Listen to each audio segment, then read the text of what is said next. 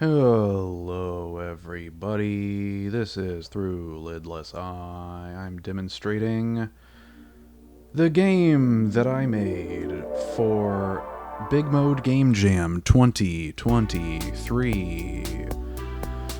That splash screen took like 2 weeks to make. Because the thing is, right, that was kind of the whole thing, really. So the theme, right, was mode. So I knew that I wanted to have like a character who could transform into different shapes and do different things. And so I knew that a problem I've been really curious about tackling is like in Mario Wonder, for example, right? Like when you finish a level and like the houses transform from like the Bowser dungeon-y thing, they break up into a bunch of little particles and then they reform into like the normal flower people house. And there's similar effects too, even like as back as like Mario Sunshine, like Mario splits into a bunch of bubbles, you know, every time you enter a level. And I've wanted to try and tackle a problem like that.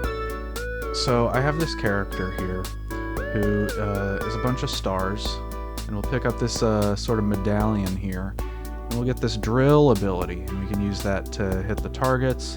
And we only have that ability right now, so trying to swap to different stuff won't really do anything. But solving this was the goal of making the game. And so making the splash screen work was one of the most important problems to tackle, because it uses the same exact code that the player uses. Like, I basically spent the whole first day, meaning really like a couple hours of that Monday after the game jam started, just figuring out like, what am I gonna do? What's the game gonna be?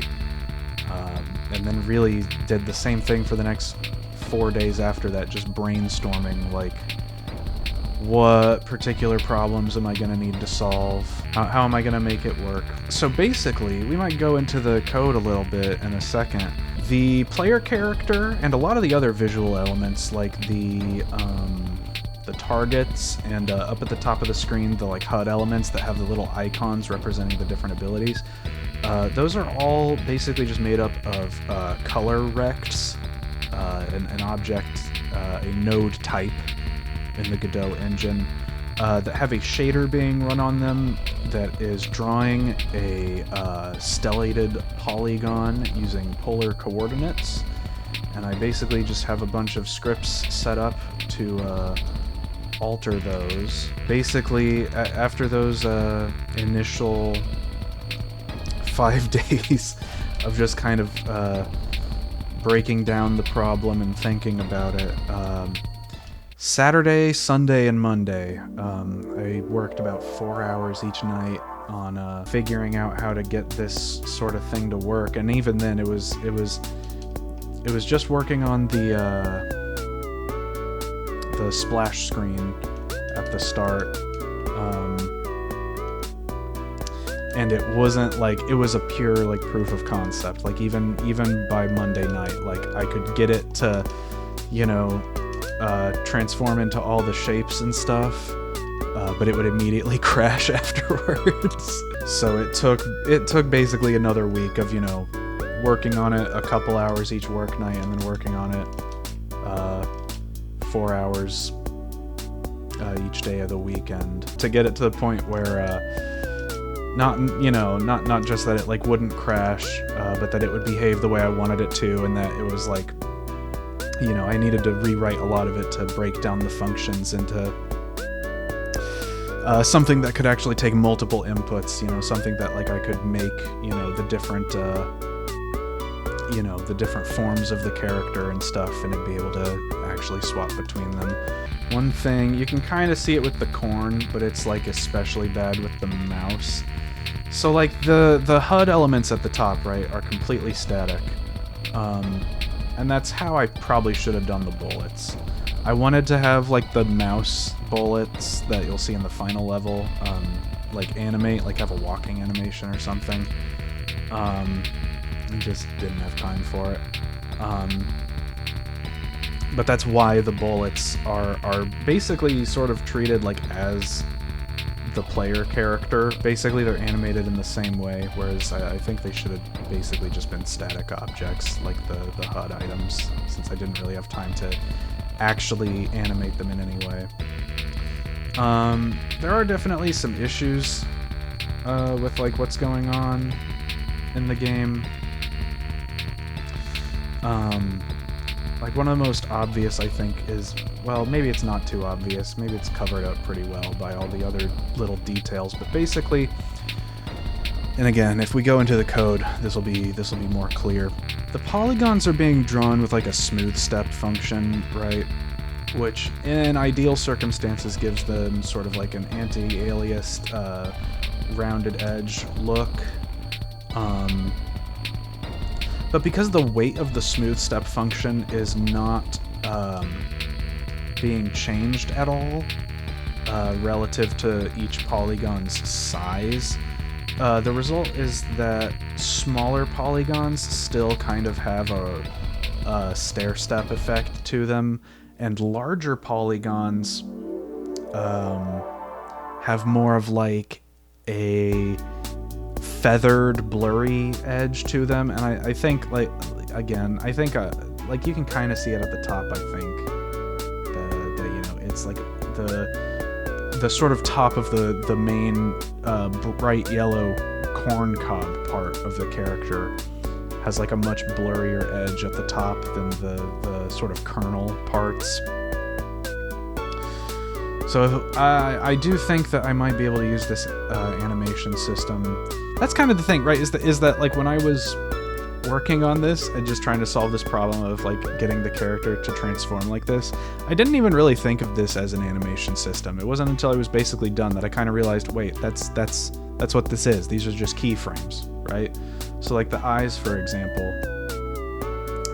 have 3 separate keyframes that when you press one of the movement directions, it just lerps between those 3 keyframes. Whereas like when you're transforming, there's basically just like a constant state with some like random numbers running in the background that it'll set any active polygons to. And all of the abilities are made up of different amounts of polygons, and like some functions run and will despawn and spawn an instance any necessary polygons when you switch abilities. The feet, though, are actually just literally like being moved up and down by a completely separate script. They're not using the animation system at all. But yeah, there's definitely plenty of work to do on stuff like that.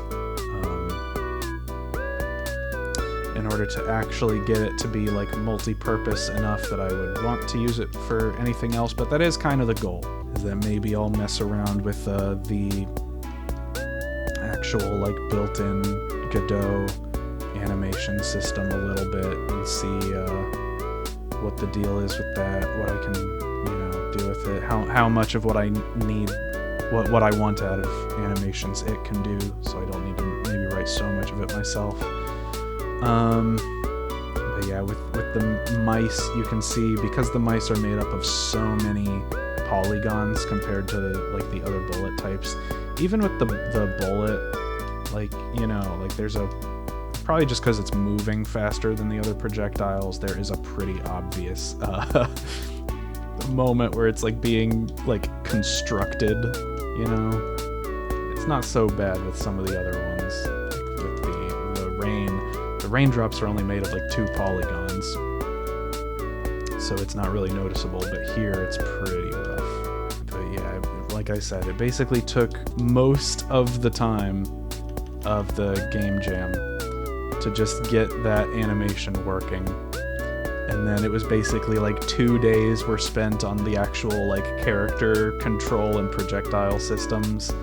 And then the last 2 days were spent on like, like the actual structure of the game, the targets, the level loading, and all that. This was the first game that I made in Godot 4, and I knew that Godot 4 wasn't great for web. I do think it would have been better to have made the game in Godot 3 so that I could have exported for web.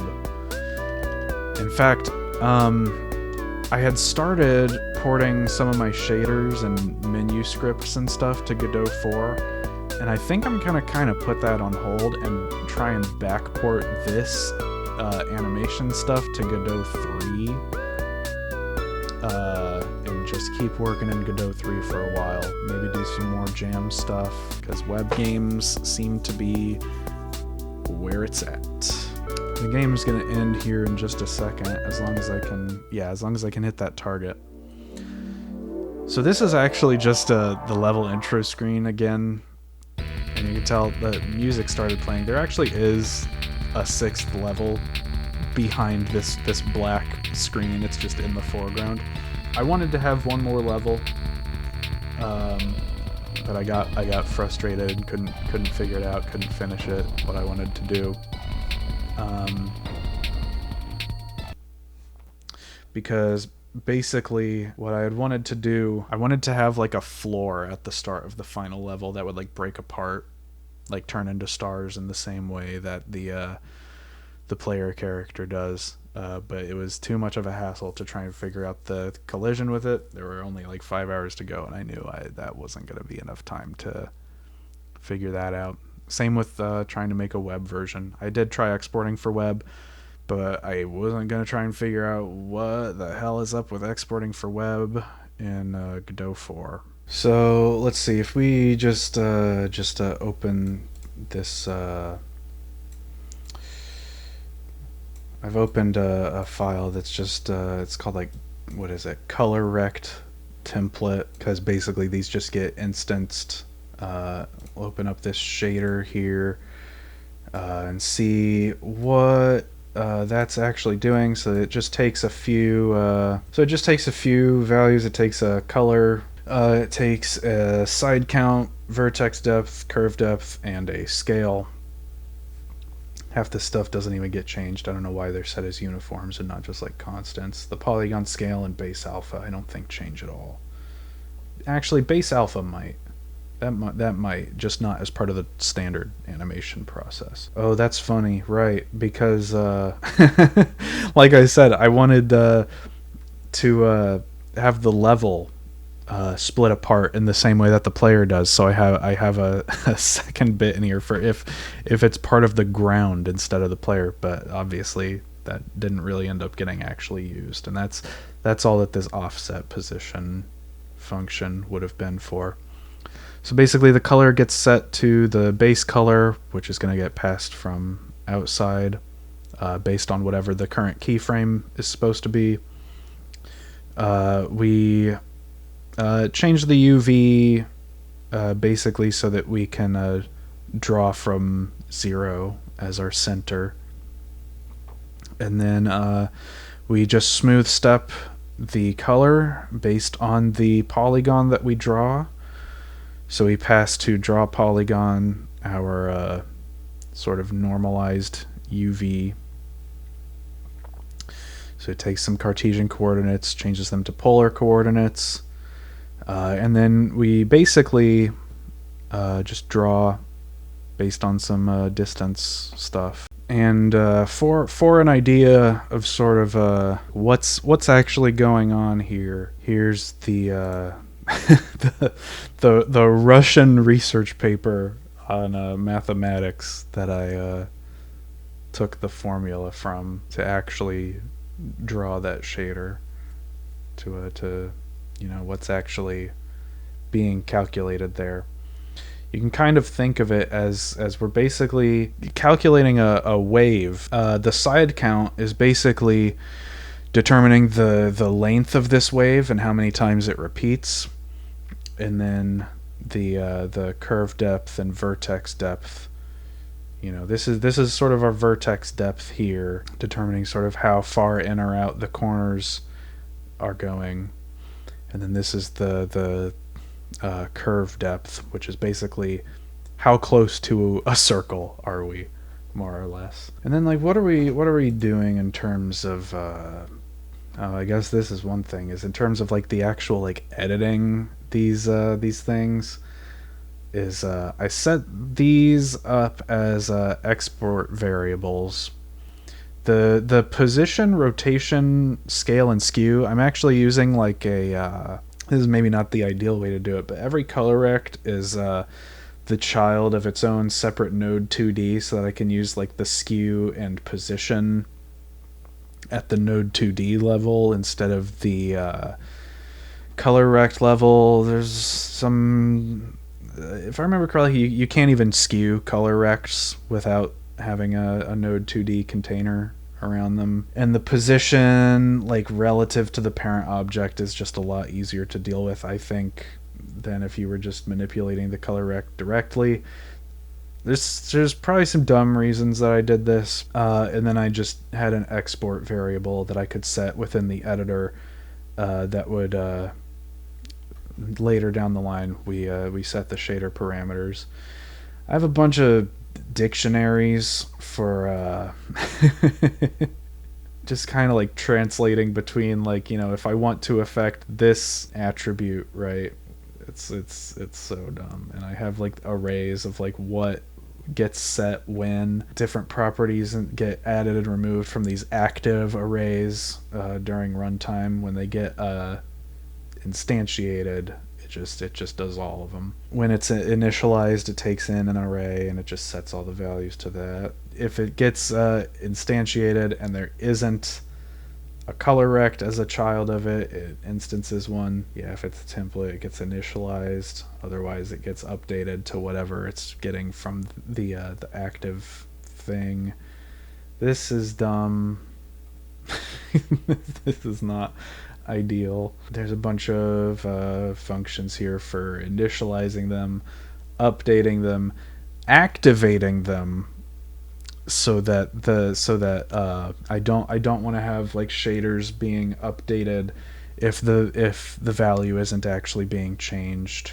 So like that's something that gets controlled from outside of here. There's a lot of I don't even know, man. There's a lot of dumb shit in here. There's a lot of dumb shit in here. I'm doing shit like I'm converting to fucking, because of this it's so dumb. This is so dumb, man. Is this the right one? Is this what I actually ended up using? Or no, that would be this one. Yeah, this is the final version of what's actually going on there, right? So we start with the color rect, and then we have the node 2D. The node 2D is what has this polygon element script that sort of controls all of the different aspects of, you know, the size, color, etc. of each individual element of the player's model, right? That though is once we have those, like I manually, let me like open something, manually, you know, put all these together. This, for example, is going to be a square, it's going to be gray, it's going to have these. It's hard to go between the editor and OBS, but like, you get it. I set those parameters manually in here, and then here is like the player's body, right?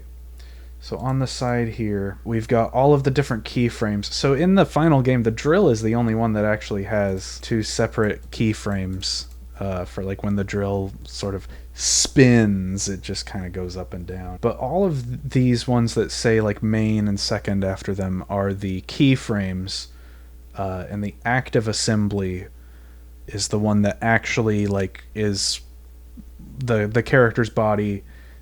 All of these basically just get added to an array. Their values get added to an array, and then they get queue-freed, and then just the active assembly just manipulates the specific polygon elements that it needs and instantiates based on the values that it gets from there. So yeah, like when we're ready, we gather assembly profiles, which basically just takes all of those keyframes, makes an array of arrays, and queue frees them all. It returns assemblies to profile. And then, like I said, the when the character is mid transformation and there's just like stars floating around, we just get some random positions and colors, do some other fucking bullshit. Like where's the player's body? Generally speaking though, what you're gonna do is you're gonna change the target state. This interstice bool. This is gonna be accessed from like outside, depending on what's controlling this, whether it's the player script or whatever. Like change target state. Interstice bool is basically like, are you switching to the interstitial state with the stars floating around, or are you switching to like a proper keyframe? If it's false, then it's a keyframe. Target state array is just the ID of whatever keyframe you're going to. Approach function, you can see I'm using these callables here. That's the equivalent of function references in Godot 3, which I guess are kind of like function pointers, but not really. And it's basically like, how do we want to approach the next keyframe? Do we want to snap to it? Do we want to lerp to it? Generally in this game, it's almost all lerping. I think there's actually a problem with the snap function, but I need to troubleshoot that. And then exit function is what do you do when you reach the keyframe? And I don't really have, that's not really set up quite the way I want it to be yet. Right now it's basically, generally speaking, I think the only exit function that even gets called in this game, this was more of sort of like once I had kind of realized that this was an animation system I might want to use for other things, this was kind of a future-proofing thing. I think that basically the only thing that, exit change here is just, and exit, set exit callable, which would be whatever would get called when the animation ends. They're just empty functions that just have pass in them. So exit stop is the only one that even exists. And all that it's doing is just, like I said, the polygon element script has it so you can deactivate each property so that they're no longer being updated per frame to save on performance when it's already set the way that it needs to be. So I think if we go back to what's going on per frame, every 5 frames, basically, it either creates or deletes a polygon, basically checks what the polygon target is, if it's greater than or less than or equal to 0, and it either pops back one from the array, or it does all this fucking bullshit to instantiate a new one and initialize it. It basically checks the size of the active polygons versus the target state, and then based on, I believe that this, so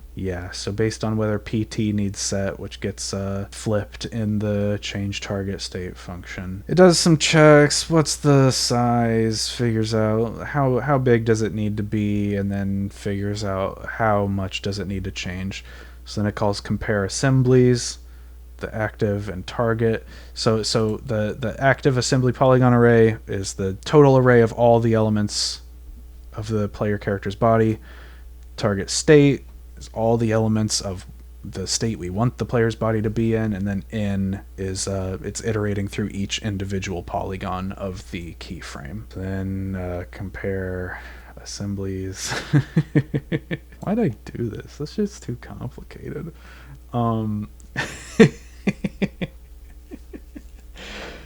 So basically it's checking how different it is and seeing if we get, I have this array difference function here that basically like it checks like the total difference between everything, and if it's a tiny amount, then it just snaps to it and exits the function. Because when you're, if the entire difference between the two arrays is this small, then it's like just snap it.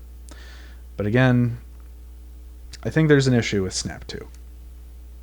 I think, if I remember correctly, when I was doing the splash screen, I think if you snap 2, if you try to snap directly from one keyframe to the other without like them already being close, I think something gets messed up. Troubleshooting that's for another day. And then we, depending on whatever the actual function that gets called is, it either does lerp2 or snap2, and that activates the necessary properties, passes in values, and then since they're active, the polygon element script takes care of actually updating that. And there's a bunch of fucking shit for when you're in between the player states, figuring out what you're actually doing there. But I think that's all the important stuff. That's all the interesting things, I think, even though I don't know. I enter like a fever dream state when I actually sit down and program. I usually even with like stuff like this where I've like left all these comments for myself, half the time I don't even really remember what the hell I was thinking. Anyway, I think that's gonna be it. Comment, favorite, subscribe, like, or even dislike just so that you care in the boxes down there, but seriously, goodbye.